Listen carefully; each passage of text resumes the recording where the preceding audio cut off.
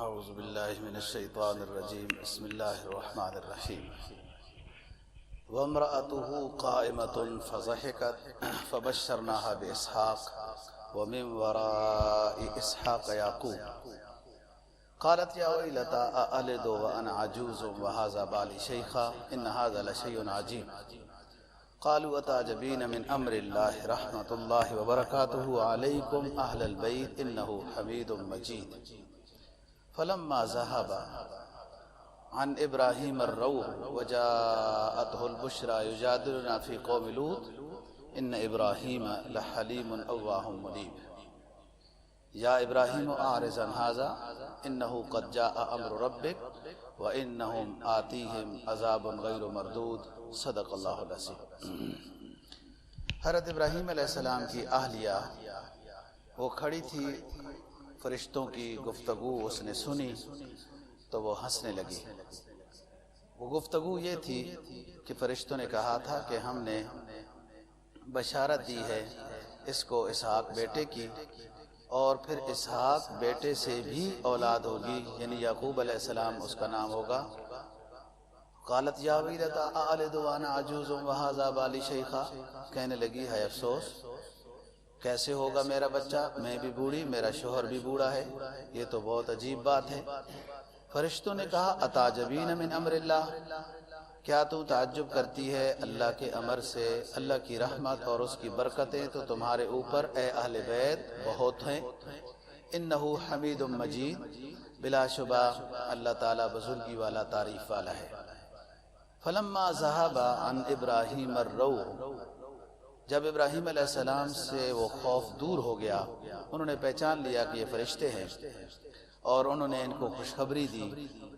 یجادلنا فی قوم لوط، تو ابراہیم علیہ السلام ہمارے ساتھ، مراد اس سے فرشتے ہیں، مجادلہ کرنے لگا لوط علیہ السلام کی قوم کے بارے میں ابراہیم علیہ السلام، کیونکہ ابراہیم علیہ السلام بڑے بردبار، متوجہ اللہ ہونے والے اور اللہ کی طرف توبہ کرنے والے، ذکر و اذکار والے تھے۔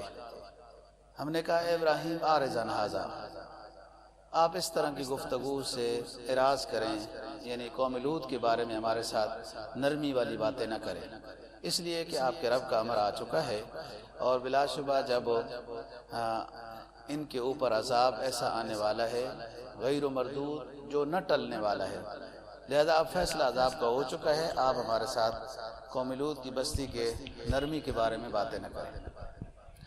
جمعرات کے دن بات ہو رہی تھی مہمان کے خاطر تواضع کے بارے میں۔ شریعت میں دونوں چیزوں کے اصول بیان ہوئے ہیں، مہمان کے بھی اور میزبان کے بھی۔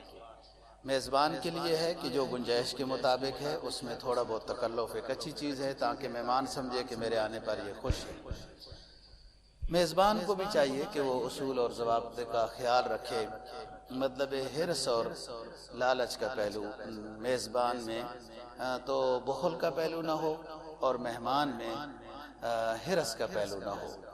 ایک عربی کتاب درس نظامی میں پڑھائی جاتی ہے، ایک بہت بڑے عربی شیخ کا واقعہ لکھا ہے، اس کے بڑے باغات تھے وغیرہ، یہ بادام اس طرح کی چیزیں تھی، تو ایک شخص اسے ملنے آیا اور رہ رہا ہے مہمان۔ اب صرف کھانے پینے کی بات بھی نہیں ہوتی، میزبان کے اور بھی بہت سارے کام ہوتے ہیں کہ جو کام وہ نہیں کر پاتا، کہ اب میزبان بیٹھا ہوا ہے، اس کے ساتھ بھی بیٹھنا ہے، کہیں اٹھنا بیٹھنا، کہیں جانا، اور کوئی کام بھی بندہ نہیں کر سکتا۔ میزبان کے صرف کھانے پینے کی بات نہیں ہوتی۔ وہ اب جانے کا نام ہی نہیں لے رہا ہے، تو ایک دن وہ کہنے لگا کہ کیا پروگرام ہے؟ تو کہتا ہے میں جانا چاہتا ہوں، لیکن مجھے اگر اتنی بوریاں بادام مل جائیں، آپ کے پاس تو بہت بادام، اس نے دیکھ لیا نا چند وہ جو بیٹھے تھا، تو اس نے حال حوال، اس کے گھر کوٹھی ہے وہ، کہ اس کے پاس تو بہت مال ہے، اور یہ جو اس طرح منگتو سسٹم ہوتا ہے یہ بہت تیز ہوتے ہیں، اور پوری پالیسی سمجھ جاتے ہیں کہ اس بندے کی جرسی قیمتی ہے، اس سے مانگنے کا فائدہ ہے، کچھ چیز نکل آئے گی، کیونکہ ان کی مہارت ہے، یہی شعبہ ہے ان کا۔ اس نے وہ سارا گھر بار دیکھ لیا ہے کہ اس کے پاس بادام، اخروٹ، میوہ، کشمش، ایسی بہت چیزیں ہیں، تو کہنے لگا میں جانا تو چاہتا ہوں، لیکن میری کوئی خدمت ہو جائے۔ تو اس بندے نے کہا کہ چلو ٹھیک ہے، جتنا آپ کو چاہیے لے لو۔ اس نے کچھ بوریاں 10-15 بوریاں اس طرح اخروٹ بادام کی اپنے لیے منتخب کی۔ اس مہمان نے پھر مہمان کہنے لگا کہ آپ کے پاس تو اونٹ بھی بہت ہیں، میں ان کو کیسے لے کے جاؤں گا، تو مجھے اونٹ بھی چند دے دیں جس کے اوپر میں یہ بوجھ لے کے چلا جاؤں، وہ بھی آپ کی طرف سے ہدیہ عنایت ہونی چاہیے۔ اس نے کہا چلو کوئی بات نہیں، جو اونٹ آپ کو چند ضرورت ہیں وہ بھی لے جاؤ۔ اب اونٹ بھی دے دیے، تو پھر کہنے لگا کہ مجھے خادم بھی ملنے چاہیے، کیونکہ آگے سے اونٹوں کو پکڑنا، پیچھے سے ہنکانا، پھر وہاں سامان اتارنا، اور میرے گھر میں کوئی خادم بھی نہیں۔ اس نے کہا چلو اونٹ بھی لے لو، ساتھ نوکر بھی لے جاؤ، وہ بھی آپ کو ہدیہ ہے، صرف مہربانی یہ ہے کہ آپ رخصت ہو جاؤ۔ تو میزبان کے اصول بھی ہیں کہ میزبان میں بخل کا حرص کا پہلو، مہمان میں حرص کا پہلو نہ ہو اور میزبان میں بخل کا پہلو نہ ہو، اگر گنجائش ہے تو اس کے مطابق۔ حضرت ابراہیم علیہ السلام نے ان کی دعوت کی، جب اندازہ ہوا یہ تو کچھ نہیں کھا رہے تو ڈر گئے۔ پھر انہوں نے بتایا کہ انا ارسلنا الی قوم لوط، کہ ہمیں قوم لوط کے لیے بطور عذاب کے گویا بھیجا گیا ہے۔ ساتھ بشارت ان کی دے دی بیٹے کی۔ حضرت ابراہیم علیہ السلام ایک عرصے سے بیٹے کی دعا کر رہے تھے، اللہ تعالیٰ نے وہ دعا قبول کی ہے۔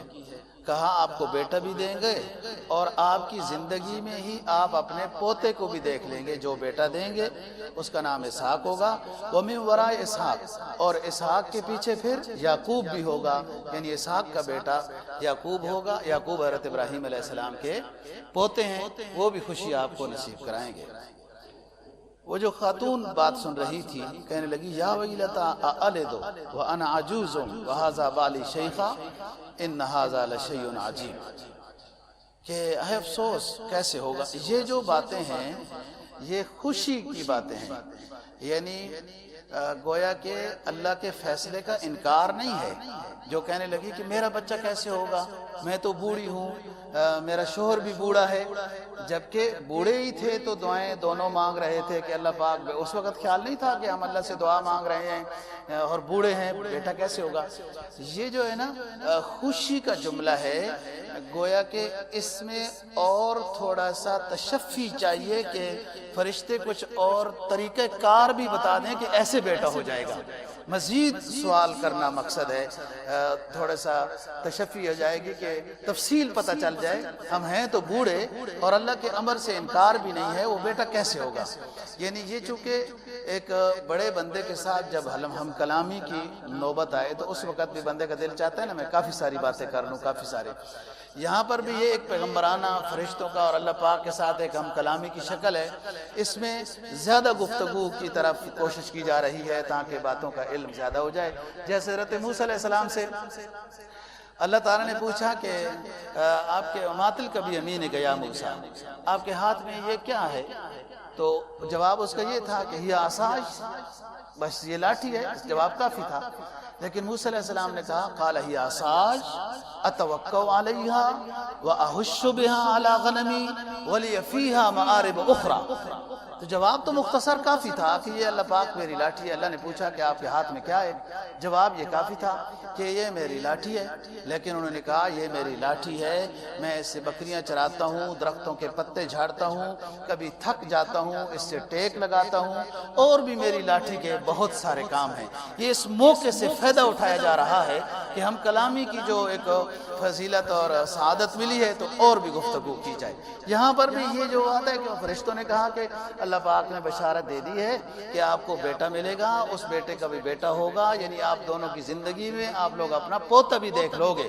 تو کہنے لگی اَأَلِدُ وَأَنَا عَجُوزٌ وَهَذَا بَالِي شَيْخًا، اب مزید تشفی چاہیے، کیسے بچہ ہوگا، اللہ کے امر سے انکار نہیں ہے، یہ خوشی کے جملے ہیں۔ إِنَّ هَذَا لَشَيْءٌ عَجِیب۔ فرشتوں نے جواب دیا أَتَعْجَبِینَ مِنْ أَمْرِ اللَّهِ، کیا خاتون آپ اللہ کے امر سے تعجب کرتی ہے کہ اللہ نہیں کر سکتے؟ اللہ کے لیے کوئی مشکل نہیں ہے آپ کو بیٹا دینا۔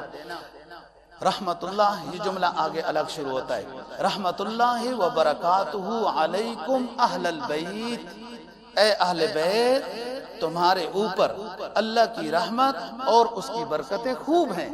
تو جس طریقے سے اور اللہ کی رحمتیں اور برکتیں تمہیں نبوت کے ساتھ اور ان چیزوں سے نوازا ہے، ایسے ہی اللہ پاک یہ عنایت، یہ نعمت بھی آپ کو دینا چاہتا ہے۔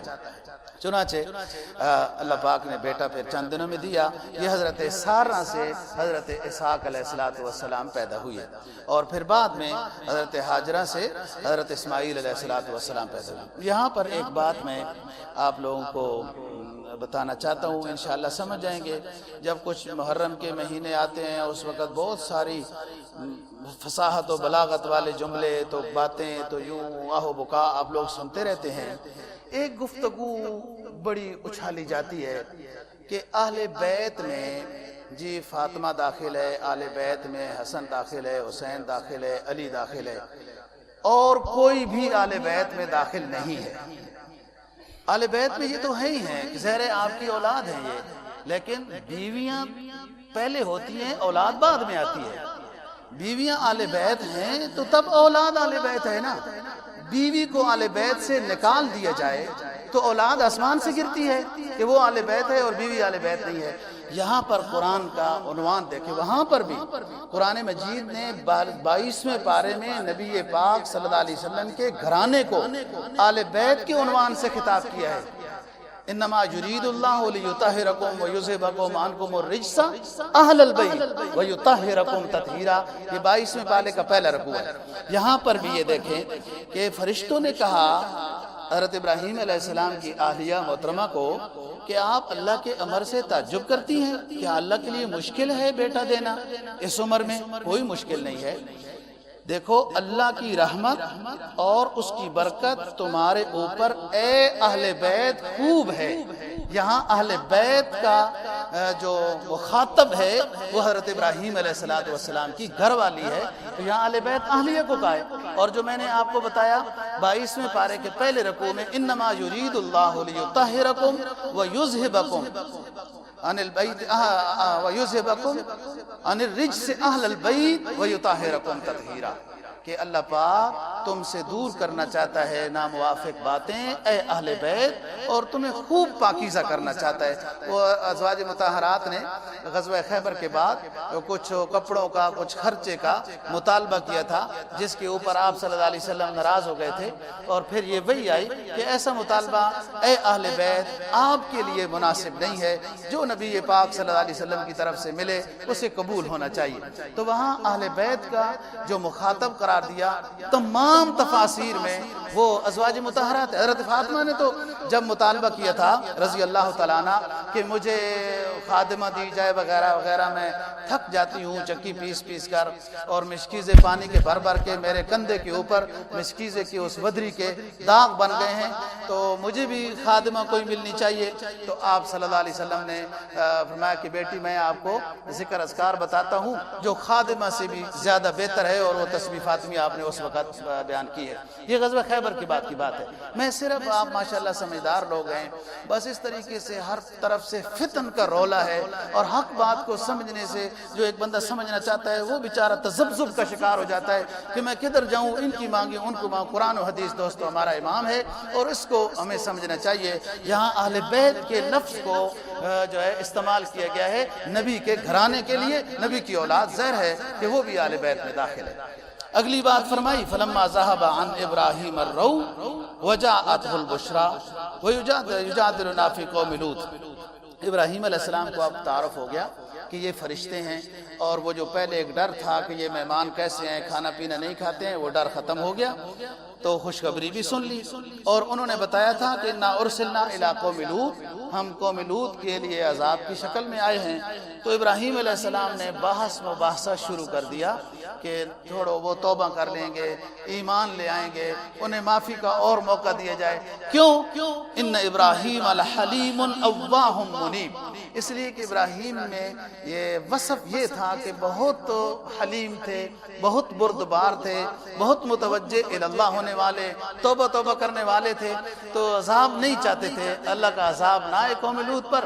چلو قوم لوط کو مزید موقع مل جائے اور وہ ایمان لے آئیں گے. ابراہیم علیہ السلام یہ کہتے تھے وہ ایمان لے آئیں گے، وہ توبہ کر لیں گے، وہ ٹھیک ہو جائیں گے، میں بھی سمجھاؤں گا. اس طرح کی باتیں قرآن نے کہا اے ابراہیم اعرض عن ھذا، آپ اس طرح کی باتیں چھوڑیں، ہمارے ساتھ بحث مباحثہ اور مجادلہ نہ کریں. ان کے بارے میں یہ فیصلہ ہو چکا ہے کہ عذاب آئے گا قوم لوط کے اوپر. انشاءاللہ باقی بات کل کریں گے. اللہ سمجھ نصیب فرمائے.